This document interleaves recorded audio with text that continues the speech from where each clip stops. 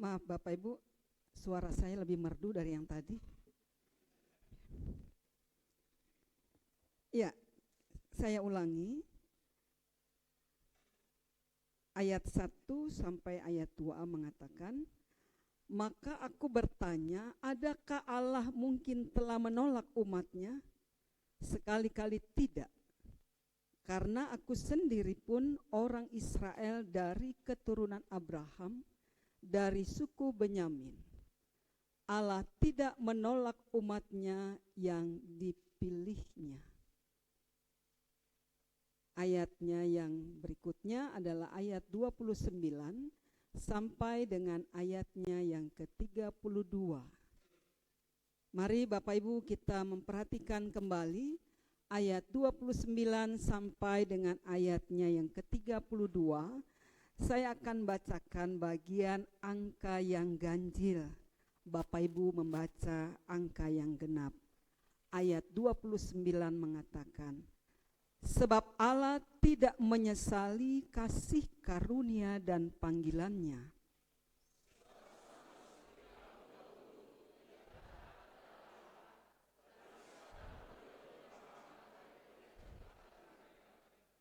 Demikian juga mereka sekarang tidak taat, supaya oleh kemurahan yang telah kamu peroleh, mereka juga akan beroleh kemurahan.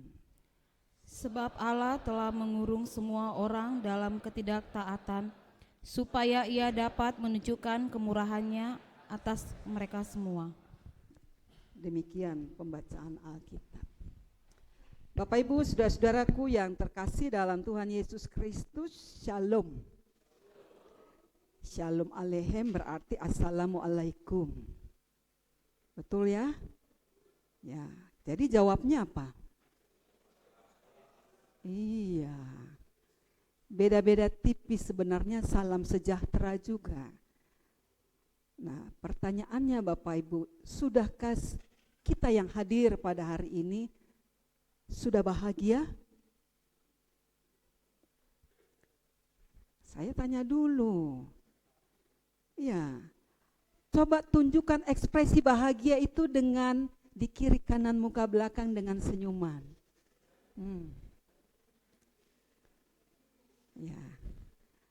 Ya, yang pakai masker kasih tunjuk ini loh gigiku gitu Pak. Ya, gitu ya. Nah, saya hanya mau memperkenalkan identitas saya, namanya sudah dikenal tadi disebut. Suami saya satu saja, nggak usah banyak-banyak. Itu udah cukup. Itu pun orang Jawa bilang angel. Ya, artinya dengan satu itu Tuhan berkati dengan 3 orang anak. Ya, yang sudah dewasa dan yang bungsu mengikuti jejak saya sebagai seorang pendeta GPIB di pos pedalaman Kalimantan Timur. Ya, seperti itu Bapak Ibu. Nah, Bapak Ibu saudara-saudara, itu perkenalan supaya nanti kalau ketemu di Margonda, nah gitu kan, dan ketemu di pasar inang-inang, jangan lupa bungkusin buat saya. Gitu ya. Ya. Artinya apa? Supaya kita hadir memang benar membawa berkat.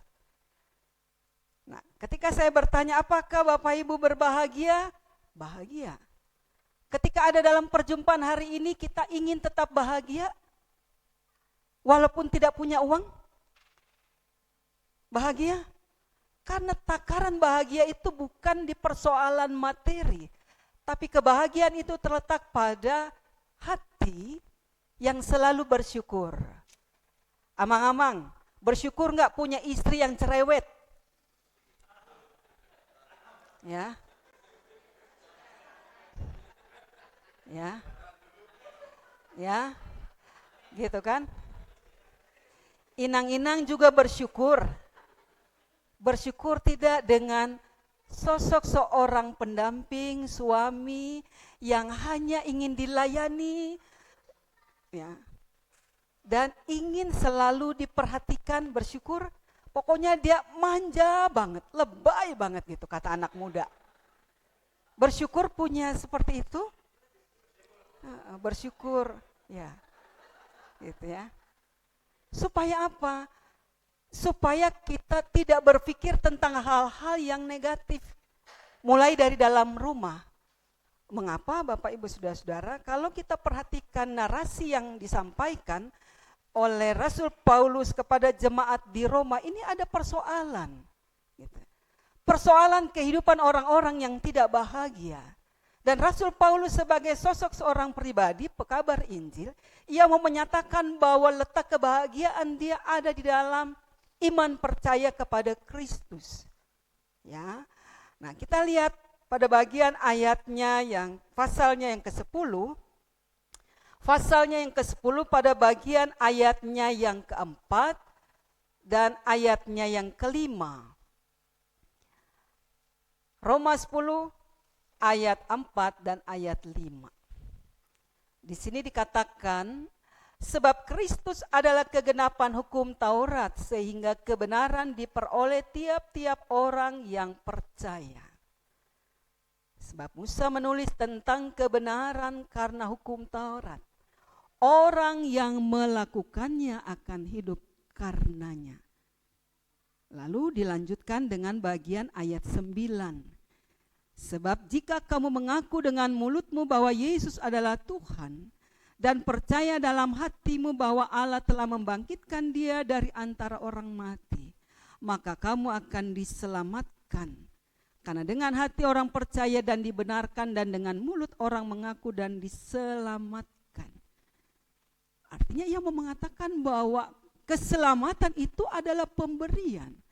Lalu mengapa keselamatan itu diragukan di tengah-tengah perjalanan kehidupan jemaat saat itu? Paulus baru berencana untuk menuju ke Roma. Tetapi dia juga mendengar tentang perjalanan kehidupan jemaat Roma. Di satu sisi mereka bertumbuh, tetapi pada sisi lain masih ada kelompok-kelompok jemaat Kristen asal Yahudi yang meragukan. Ia mencoba untuk meyakinkan mereka. Sehingga tadi dalam bacaan Alkitab pada bacaan hari ini dikatakan ayatnya yang pertama tadi, adakah Allah mungkin telah menolak umatnya? Tidak. Keselamatan itu bukan untuk komunitas. Dalam hal ini komunitas spiritual, ibu bapak, saudara dan saya sebagai orang Kristen, bukan. Tetapi keselamatan dalam Kristus untuk semua orang.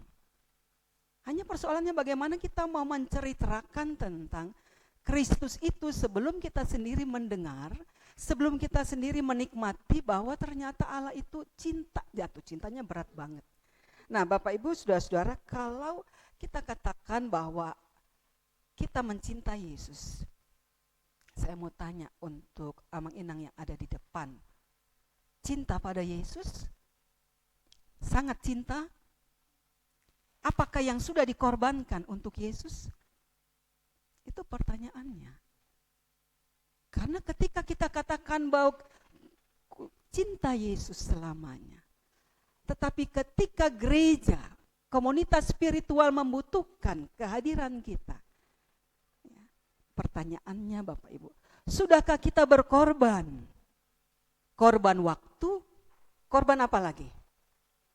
Korban perasaan, terus kepeng, kan gitu. Ujung-ujungnya undang-undang, ya, ujung-ujungnya gitu ya. Sudahkah kita berkorban untuk hal yang paling prinsip dalam perjalanan hidup ini, yaitu tentang perjalanan kehidupan kita? Sehingga kalau Rasul Paulus mengatakan di dalam bacaan ayat 1, 2, bahkan diungkapkan kembali di bagian ayat selanjutnya, ya, kalau kita perhatikan, Allah tidak menolak umatnya yang dipilihnya. Ataukah kamu tidak tahu apa yang dikatakan kitab suci tentang Elia waktu ia mengadukan Israel kepada Allah? Tuhan, nabi-nabimu telah mereka bunuh, mesbah-mesbahmu telah mereka runtuhkan, hanya aku seorang dirilah yang masih hidup dan mereka ingin mencabut nyawaku. Tetapi bagaimanakah firman Allah kepadanya, aku masih meninggalkan 7.000 orang bagiku yang tidak pernah sujud menyembah Baal. Ya. Lalu di bagian ayatnya yang kelima menjelaskan, Demikian juga pada waktu ini ada tinggal suatu sisa menurut pilihan kasih karunia, anugerah yang Tuhan berikan kepada orang-orang Israel tentang keselamatan itu sendiri. Nah, keselamatan itu tentunya bukan hanya kita nikmati, oh ya yang penting saya orang Kristen, kalau saya mati selamat. Yakin Amang Inang selamat? Saya harus bertanya dulu. Artinya apakah keyakinan kita itu benar-benar sungguh-sungguh bahwa keselamatan di dalam Kristus adalah bukan keselamatan di sini saja di dunia, karena di dunia hanya sementara, betul? Tidak ada yang bisa kita bawa ke dalam kerajaan sorga. Apa yang kita bisa bawa? Apa yang bisa kita tabur? Tentunya ketika masih ada kehidupan yang Tuhan berikan. Sehingga kalau dalam tema hari ini, ketika kita bersama bersyukur, bangsa-bangsa bersyukur, kita mulai dari dalam persekutuan kita. Kita mulai dari dalam keluarga kita. Bahwa sesungguhnya Allah tidak pernah menolak seseorang, orang yang berdosa sekalipun. Orang yang menurut kacamata kita ini udah bejat banget moralnya. Tapi di hadapan Tuhan ketika dia mengikrarkan bahwa aku percaya kepada Kristus, maka gereja kita sebagai orang percaya merespon, ya. Kita bersama memanggil, merangkul dengan penuh cinta. Gereja itu kan dikatakan harus ramah. Betul ya? Gereja harus ramah. Gereja di sini sudah ramah? Gereja artinya kalau gereja ramah anak, Bapak Ibu, bahwa anak-anak juga mendapat fasilitas. Sedikit saya bercerita, saya baru 1 tahun di Pelita Hidup Depok. Saya pindah dari Maranatha Bandung. Kalau bicara soal jemaat di sana itu tidak kenal dengan yang namanya Maranatha Bandung. Mereka mengenal dengan jemaat sampah. Gereja itu loh yang dekat tempat sampah. Gitu, ya. Orang hanya tahu itu. Dan ketika beberapa waktu yang lalu, gereja itu karena memang sudah dikelilingi oleh sampah. Jadi setiap musim penghujan, wah parfumnya luar biasa. Ya, parfum karena tumpukan sampah. Dan pemerintah kota saat itu tidak bisa melakukan tindakan. Baru setelah viral, nah tuh, ternyata baru ada tindakan setelah viral. Jadi Bapak Ibu, di satu sisi perkembangan teknologi mengajar kita bahwa ternyata hal-hal yang viral sekarang ada positif tetapi juga ada negatif. Dan sekarang kita sebagai orang percaya, apa yang perlu kita viralkan? Kan itu persoalannya. Apa yang perlu kita sampaikan, apa yang perlu kita beritakan? Yang perlu kita sampaikan, yang perlu kita beritakan bahwa semua yang kita nikmati adalah pemberian Allah. Tadi dikatakan di dalam Mazmur 67, boleh kita lihat kembali. Di dalam Mazmur 67 tadi sudah disampaikan oleh pelayan liturgi. Ketika kita bermazmur, ini satu nyanyian yang sesungguhnya dipersembahkan pada saat umat beribadah, ya. Oke. Di Mazmur 67 dikatakan nyanyian syukur karena segala berkat Allah. Lalu di dalam baitnya yang ke-7, tanah telah memberi hasilnya. Allah kita memberkati kita, Allah memberkati kita, kiranya segala ujung bumi takut akan Dia. Jadi bangsa-bangsa bersyukur, tetapi mulai dari dalam perjalanan kehidupan kita sebagai bangsa Indonesia. 78 tahun betul ya? Saya mau tanya, udah merdeka belum? Sudah merdeka semuanya? Mengisi kemerdekaan dengan tindakan-tindakan yang mulia? Karena kalau boleh jujur, sebenarnya di dalam perjalanan kehidupan kita ada banyak orang belum merdeka di dalam rumahnya. Ada KDRT tapi di sini nggak ada. Jemaat GKPI semua sopan di dalam rumah. Di dalam rumah. Saya nggak tahu kalau di luar rumah. Ya. Artinya Bapak Ibu Saudara-saudara, kita belajar untuk bersyukur dengan apa yang Tuhan berikan. Dalam baitnya yang ketujuh dijelaskan dalam nyanyian tadi, bahwa tanah telah memberi hasilnya. Kita memang harus bersyukur sebagai bangsa. Bersyukur saya sebagai pendeta, bersyukur bahwa ternyata jemaat Pelita Hidup belum punya gedung gereja selama 32 tahun.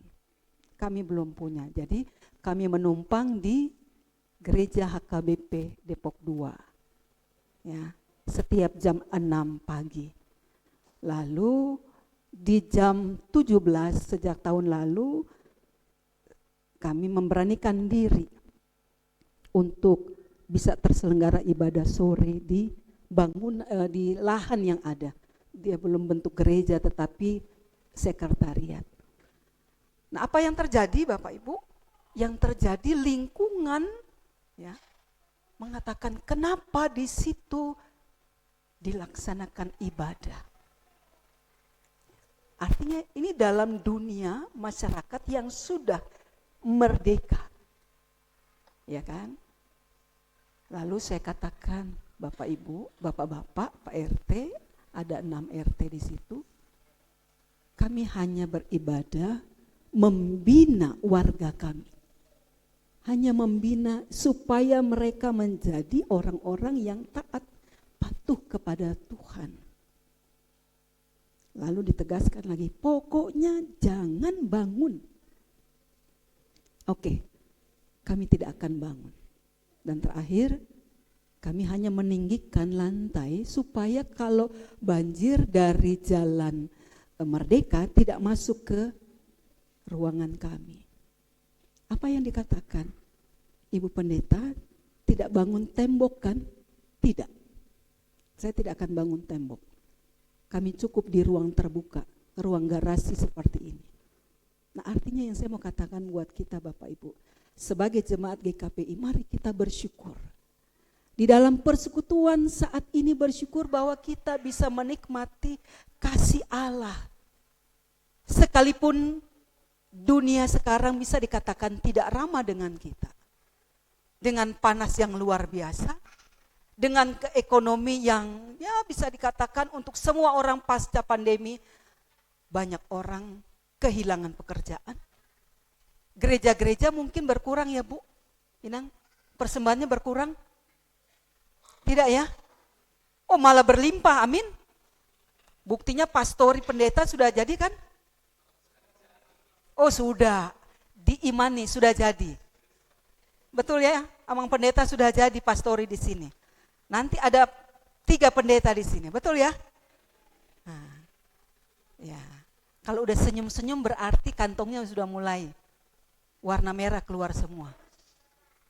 Ya, dunia sedang panas. Masyarakat bangsa Indonesia sekarang diperhadapkan dengan situasi yang tidak ramah. Dengan proses persiapan pemilihan. Coba Bapak Ibu perhatikan gitu ya. Saling melukai, saling menjatuhkan. Itu karakter dunia. Karakter murid Kristus tidak seperti itu. Dampak perang itu punya pengaruh sampai ke Indonesia. Perang Ukraina lawan apa? Dampaknya buat semua. Nah, kalau kita di dalam rumah saja, di dalam persekutuan, jangankan bicara soal Ukraina, di rumah saja, suami istri ribut, apa yang terjadi? Anak-anak seperti apa? Dia tidak akan suka di dalam rumah. Betul. Dia akan lari. Dan dia akan mengatakan kepada orang luar, saya tidak suka di rumah. Jadi bencana itu sebenarnya bukan dari luar, Karena itu ketika kita belajar untuk bersyukur, jangan tunggu lihat situasi, damai dulu, tetapi mulailah dari dalam diri kita, kita katakan bersyukur kepada Tuhan. Karena Tuhan menciptakan dunia ini untuk kita merawatnya, untuk kita mengelolanya. Anak saya bercerita bahwa di tempat pelayanannya itu luar biasa, digali, ya, batu bara, dibiarkan begitu saja. Jadi kalau orang bicara tentang IKN, itu salah satu bentuk mengapa pada akhirnya harus ke sana. Rupanya di dalam lingkungan pedalaman itu ada banyak lahan gitu ya, dikeruk, hasilnya dijual. Dan dibiarkan begitu saja sekarang. Dampaknya buat lingkungan luar biasa. Jadi kalau Bapak Ibu saudara-saudara yang kekasih, Tuhan percayakan kepada kita hari ini untuk mengucap syukur. Mari kita bersyukur bahwa kita bukan sisa-sisa, tetapi kita adalah orang-orang pilihan Tuhan yang dipercaya oleh Tuhan untuk mewartakan kabar damai sejahtera itu. Kita yang dipersiapkan oleh Tuhan untuk mengatakan bahwa belajarlah untuk bersyukur dengan apa yang ada di depan mata. Seorang suami belajarlah untuk mengatakan, "Mak, saya berterima kasih walaupun sebenarnya kau cerewet banget, kau boros sekali, bersyukurlah." Enggak usah dimarah-marahi. Karena kalau sudah marah, siapa yang datang berikutnya? Ya? Yang datang berikutnya tukang debt collector. Gitu ya. Tidak hanya intermezzo. Artinya Bapak Ibu, belajarlah untuk menikmati bahagia itu mulai dari dalam diri kita. Supaya ketika kita ada dalam persekutuan, bahagia itu pun milik banyak orang.